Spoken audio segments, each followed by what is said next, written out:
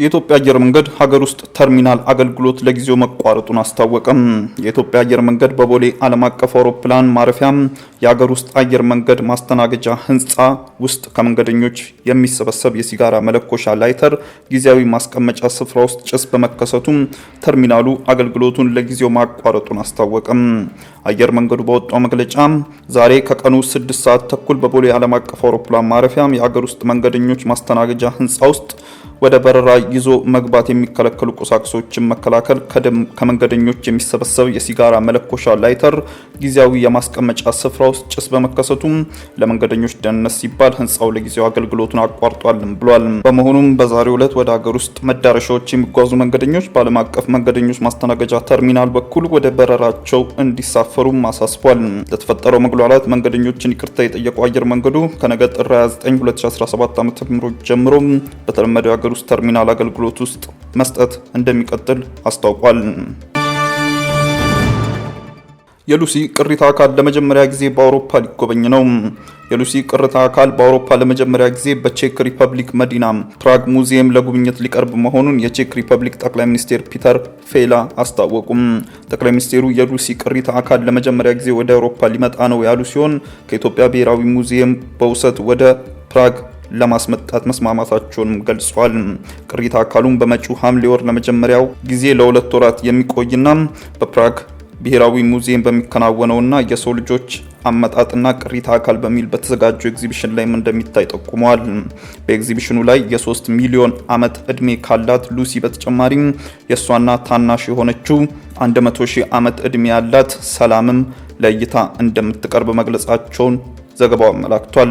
የኢትዮጵያ የቱሪዝም ሚኒስቴር በበኩላቸው ይህ ታሪካዊ ኤግዚቢሽን ቱሪስቶችንና ተመራማሪዎችን እነዚህን ቅሪታ አካላት በቀጥታ እንዲያዩና በህይወት ዘመን አንድ ጊዜ የሚከሰትን እድልም ይሰጣል ይላሉ።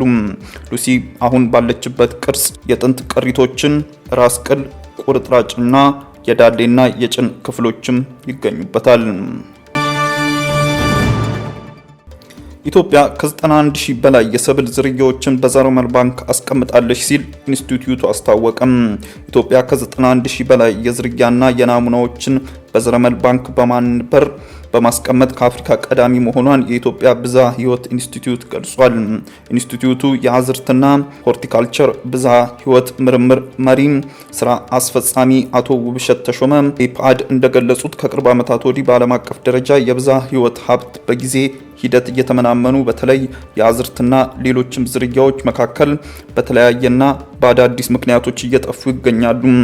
የተለያዩ ሀገራት አንድ ዝርያ ለመያዝና ለመጠቀምም ተገደዋል፣ ለከባድ አደጋም ተጋልጧል ሲሉም ገልጸዋል። አክለውም ይሁን እንጂ ኢትዮጵያ በዓለም አቀፍ ደረጃ እጅጉን እየተባባሰ የመጣውን የዝርያ ተለያይነትን መቀነስ እንደሚያሰጋት የጠቆሙት አቶ ብሸት ይህ ስጋትን ለመቀነስ በተለይም ዘመናዊ የዘረመል ባንክ የጂን ባንክ በማቋቋም የተለያዩ ዝርያ ናሙናዎችን እያነበረች ትገኛለችም ብለዋል።